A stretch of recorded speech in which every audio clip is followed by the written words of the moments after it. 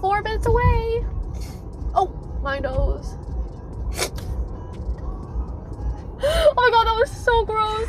Okay, you do not clip that. During a recent stream, Asmongold was reacting to a clip of a small streamer running a hot dog stand who got robbed live on stream, around $20 taken, and his stance? Harsh. He argued that even something like that deserved serious punishment, saying someone stealing $20 could warrant years in prison. The message was clear. Theft is theft, and it should be dealt with heavily, no matter the amount. At first, the take alone was already sparking debate. Some people agreed, saying small businesses getting robbed is different and more personal. Others thought it was way too extreme for such a small amount. But then, the moment that flipped everything happened, because not long after making that argument, Asmongold casually admitted something about his own past. But how do I know that? Because I used to steal like crazy.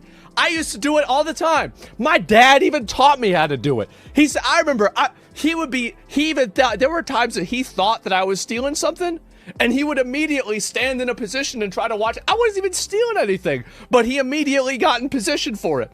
And so anyway, it takes one to know one.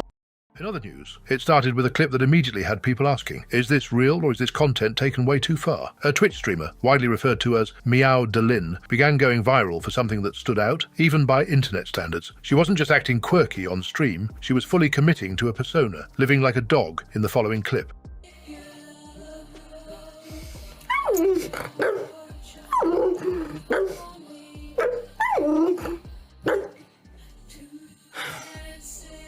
I have to sniff around for the right spot.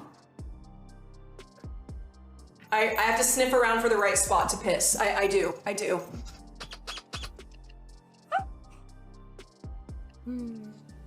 Whoa, this is the best part. Can you get behind my ear right there? Right there? Yeah. Okay. Perfect. On one side, people were uncomfortable. Some reactions were harsh, calling it degrading or questioning why this kind of content even exists on mainstream platforms. To them, it crossed a line. Not just weird, but something they felt shouldn't be normalized. Then there were people taking a more grounded approach. They argued that the internet has always been a place for unusual expression, and as long as everything is consensual, safe, and not harming anyone, it comes down to personal choice. Behind the content is still a real person, and that deserves a baseline level of respect. And then there was a completely different angle altogether. The strategy perspective. Some people actually praised it. Not necessarily the content itself, but the execution. They pointed out that in a space where everyone is fighting for attention, finding a niche that nobody else is willing to occupy is incredibly powerful. In that sense, committing fully to something this extreme creates zero competition, and that alone makes it effective. It started with a clip from the past, one of those moments that seemed funny or chaotic at the time, but hits very differently later. This time, it involved ExrtaEmily, who found herself revisiting an old segment where she openly talked about and even ranked men she'd been with. At the time, it was treated like content, something raw, unfiltered, and very internet, the kind of oversharing that often gets laughs, clips, and attention in the streaming world. But fast forward to now, and her perspective has clearly changed. While reacting to that old clip, she became visibly emotional, reflecting on how being too open can come back to haunt you. She admitted that one of her flaws is being an open book, and that, in hindsight, she wishes she had asked for advice on what should stay private, sharing in the following. I definitely regret showing some stuff on stream. I'm sometimes I gotta keep some things personal, but I guess that's just part of my flaws, is that I'm too much of an open book. But yeah, it's I wish I could just sometimes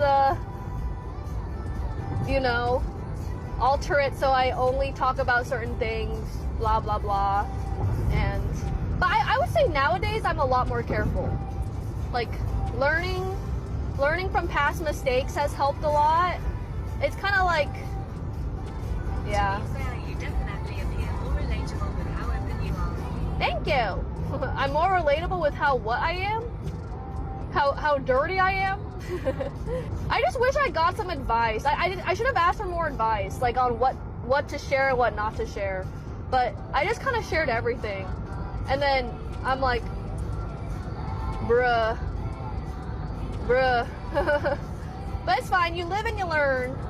And then you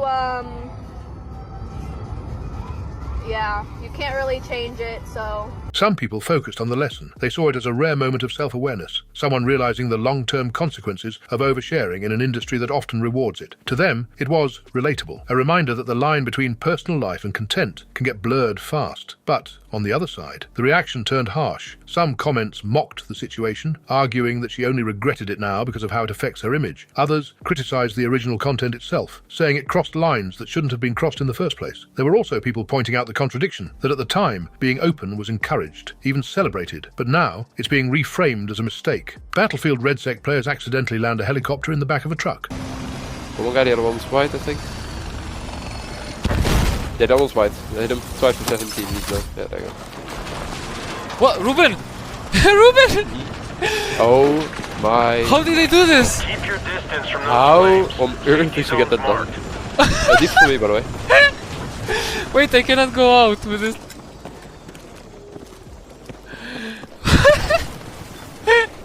This is perfect. You should screenshot this, by the way.